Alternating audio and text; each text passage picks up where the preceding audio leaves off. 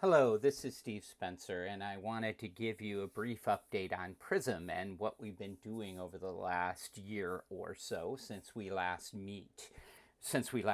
Sorry, and part of the answer is that we have been delayed significantly in this last year because of COVID. As you might expect, we weren't able to do any research last summer in the summer camps. And we've had to pivot a bit, looking at what we were hoping to accomplish. Um, Let me just review what we have accomplished so far in PRISM, which I'm feeling good about.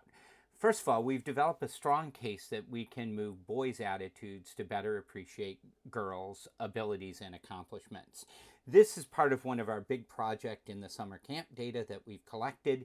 We have interactions with boys that encourage them to um, think about an important value first to lower their defensiveness. And then we teach them about latent abilities, how girls might have more ability than they have realized in the past. And across the camps now, this is looking pretty strong. We have now we have now 3 years of data where we look at boys' perceptions of girls' STEM abilities at the beginning of the week and the end of the week, and we look at the control and the treatment, and we've got really good consistent data that in our intervention condition where we have them reflect on an important value, lower their defensiveness, teach them about latent ability. They report both at the end of the week and in the midweek. It's a tiny bit stronger perhaps, but it lasts for at least for this week. Boys have an increased appreciation of girls' abilities in STEM. So that's a nice accomplishment. We're working on a paper. I think we'll get it done sometime in December or January. We're aiming to submit that to a good, probably to the Journal of Educational Psychology, but we're thinking psych science. We'll see. We're going to, when we get the paper done, we will see where we're going to submit that paper. We've also developed good evidence that a new intervention with a video with a diverse set of university women in STEM that emphasizes different types of authenticity, values authenticity, goals authenticity, social authenticity, which really is a model that Tony and Konstantin Sadakidis has developed. We've taken that model and we've incorporated that into our manipulation to try and convince girls that as they look to the future, they can be authentic and they can fit in STEM.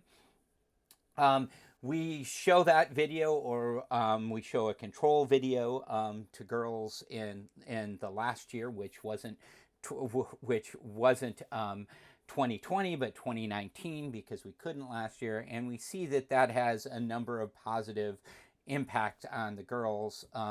What we see here is if we look at the gray bars are control, the scarlet bars are treatment. What we see is that right after the intervention and at the end of the week, girls see more future fit in STEM.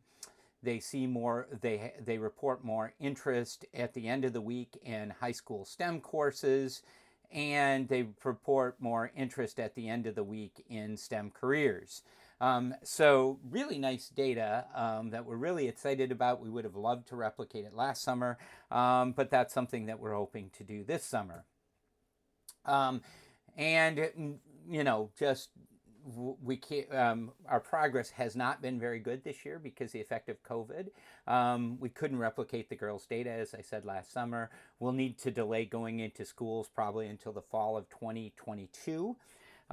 So what we're going to do now is develop an intervention to be run this summer, and hopefully we can do that online. And that's one of the things I'd like to talk about at our conference here. We want to be ready to repeat, though, an in-person intervention this summer if there are in-person summer camps.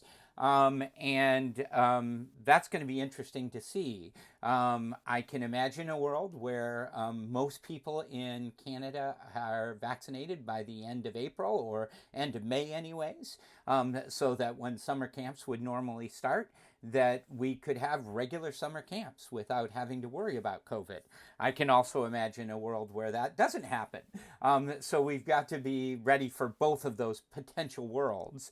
And I think for us, what that means is we want to replicate the girls' data again this summer. We want to be ready to do that online, but we want to be ready to do that in person as well. Secondly, we want to build relationships at schools, and I certainly want to highlight Jen Steele, who's joined our team for the fall. She joined us now, and she's going to help us with building those relationships. I'm going to work on that too. I think we're going to focus on Toronto, but any help, any insights anybody has in Toronto, Vancouver, Waterloo, whatever, we want to start building relationships at schools. Because we would like to be ready to pilot in-school interventions in the fall of 2021. And so building those relationships, getting IRB approval, and then thinking about having little tests of our ideas that we run in schools is really where we're looking. I want to thank everybody who's been working on PRISM. It's a whole host of people. I really appreciate people's flexibility and how hard they've worked on this project. Although it's been a bit of a frustrating year because we're dealing with an age and a way of studying that COVID has made it very hard to do anything this year, I think in the long run, this pause may have been good for us. It kind of coincides with us mostly being done in the summer camps and moving into schools. And we needed that time to move into schools. I guess what I'd say is there was a time for our research to get our research to get derailed by a global pandemic. This was probably about as good as a time we could have hoped in terms of for PRISM. That's the update for now. I look forward to seeing everybody later this week, hopefully we can make some progress on this work. Take care.